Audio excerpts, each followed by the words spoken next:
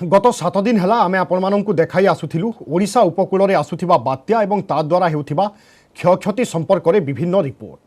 बात्या को छाड़देले ओडिशा उपकूल को आउ एक बड़ डर हेउछि उपकूल अवक्षय। अर्थात ओडिशा उपकूल में समुद्र बारंबार कूल लंघिबारे लागिछि। समुद्र आ भितरे लीन हेउछि गाँ पर गाँ। उपकूल अंचल में एबे एमिति किछि गाँ रहिछि जहाँ केवल चिन्हरे ही सीमित। केउठी एबे गाँ मझिरे समुद्र तो आउ केउठी समुद्र मझिरे गाँ। एथिरु रक्षा पाइबा पई आमको आगे आसिबा पई हेबो। उपकूल रे तैयारी करिबाकू हेबो सबुज प्राचीर, बाट ओगाड़िबाकू पड़िबो समतल मुहा समुद्रर। सेथिपई न्यूज 18 ओडियार अभियान सबुज उपकूल सुरक्षित जीवन।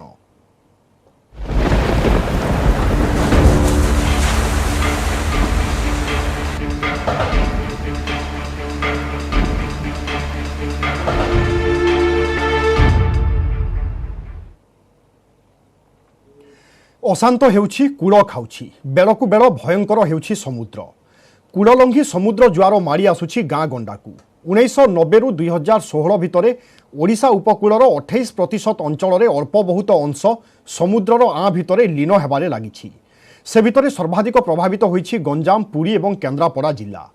विशेषज्ञ माने कहନ୍ତି जे दिनकू दिन समुद्र कूल लंघिबा प्रक्रिया कमिबा बदल में बढ़िबारे लागिछि, जहाँ 2050 बेलू 15 रु 25 सेंटीमीटर वृद्धि पाइब।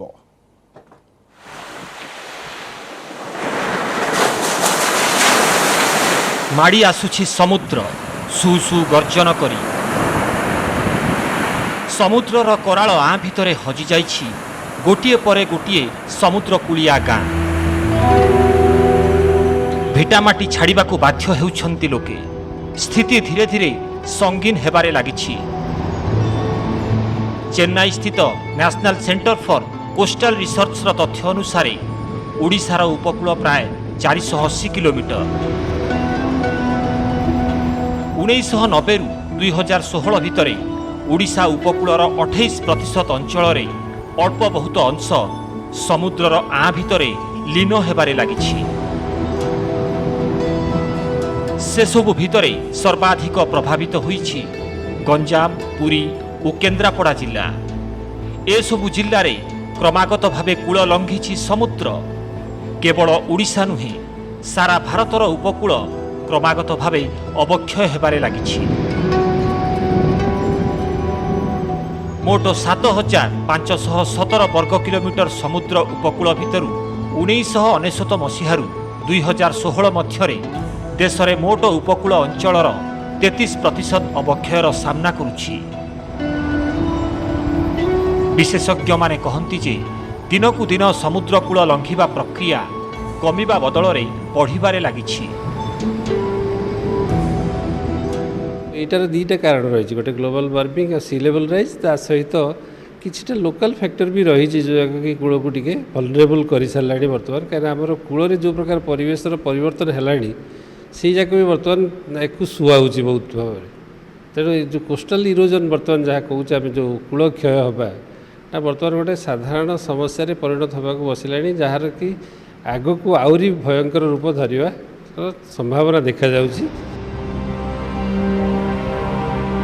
प्रश्न उठुछि काहेकि समुद्र बारंबार उपकूल लंघुछि। एहार एक सरल उत्तर है ग्लोबल वार्मिंग। ग्लोबल वार्मिंग कारणरू विश्वव्यापी समुद्रर जलपत्तन वृद्धि पाइबारे लागिछि। वर्षकू प्राय 3.6 मिलीमीटर आकार रे समुद्र पत्तन वृद्धि पाउछि। 2050 बेलकू यह 15 रु 25 सेंटीमीटर वृद्धि पाइब बोली आकलन करा जाउछि।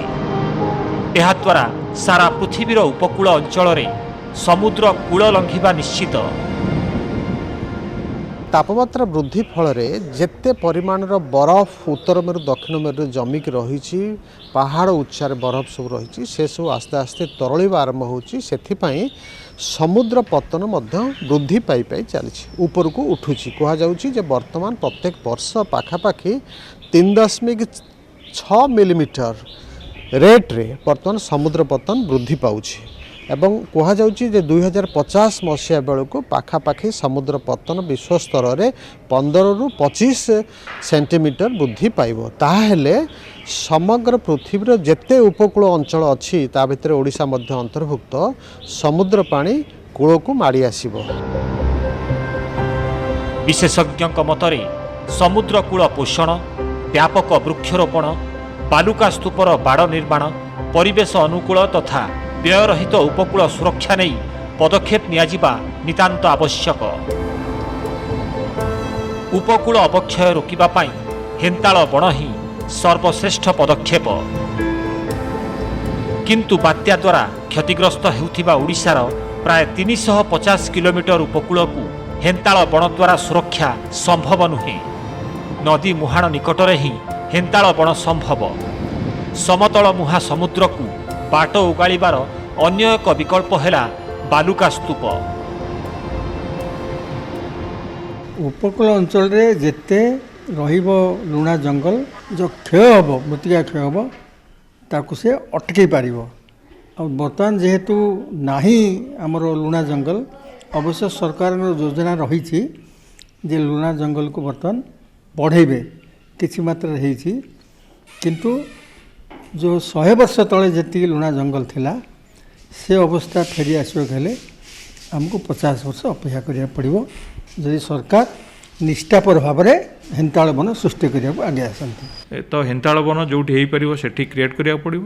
ଦ୍ୱିତୀୟ ପ୍ରୋସେସ୍ ହେଉଛି ଯେଉଁଟା ନ୍ୟାଚୁରାଲ୍ ପ୍ରୋସେସ୍ କଥା ମୁଁ କହୁଛି, ସେଇଟା ହେଲା ସାଣ୍ଡ୍ୟୁନ୍ କନଜରଭେସନ୍, ପ୍ରିଜର୍ଭେସନ୍ ଆଉ ନୂଆ କ୍ରିଏସନ୍ ଅଫ୍ ସାଣ୍ଡ୍ୟୁନ୍। ଏଇଟା ହେଉଛି ସେକେଣ୍ଡ ଷ୍ଟେପ୍। ଥାର୍ଡ଼ ଷ୍ଟେପ୍ ହେଉଛି ଯେଉଁଠି କିଛି ଆମେ ନ କରିପାରିବା ସେଠି ଆମକୁ ପଥର ବନ୍ଧ କରିବାକୁ ପଡ଼ିବ। ନହେଲେ ୱେଭ୍ ଯଦି ବାଡ଼େଇ ହେଲା କେତେ ଗୁଡ଼ା ଜାଗାରେ ଯେମିତି ସିଭିୟର ଇରୋଜନ୍ ହେଉଛି ସେଠି ଆମକୁ ପଥର ବନ୍ଧ ହିଁ କରିବାକୁ ପଡ଼ିବ। କିନ୍ତୁ ପଥର ବନ୍ଧ ହେଉଛି ଲାଷ୍ଟ ଷ୍ଟେପ୍। ବେଳୁ ହିଁ ସାବଧାନ ରହିବା ଜରୁରୀ, କାରଣ ଏ ସ୍ଥିତି ଦିନକୁ ଦିନ ଜଟିଳ ହେବାରେ ଲାଗିଛି। ସେଥିପାଇଁ ସବୁ ସ୍ତରରେ ଉଦ୍ୟମ ହେବାର ଆବଶ୍ୟକତା ରହିଛି। ଉପକୂଳ ଅବକ୍ଷୟ ରୋକିବା ପାଇଁ ବ୍ୟାପକ ବୃକ୍ଷରୋପଣ ଓ ବିକଳ୍ପ ପ୍ରସ୍ତୁତି ଲାଗି ଉଭୟ ସରକାରୀ ଓ ବେସରକାରୀ ସ୍ତରରେ ଉଦ୍ୟମ ହେବା ଦରକାର। ସେ ଦିଗରେ ସଚେତନତା ସୃଷ୍ଟି ପାଇଁ ଆମର ଏ ଅଭିଯାନ ସବୁଜ ଉପକୂଳ ସୁରକ୍ଷିତ ଜୀବନ। ବ୍ରହ୍ମପୁରରୁ କୈଳାସ ବେହେରା ଓ ଭୁବନେଶ୍ୱରରୁ କ୍ୟାମେରାମ୍ୟାନ୍ ସଞ୍ଜୟ ସାହୁଙ୍କ ସହ ମନୋଜ ଜେନା, ନ୍ୟୁଜ୍ 18 ଓଡ଼ିଆ।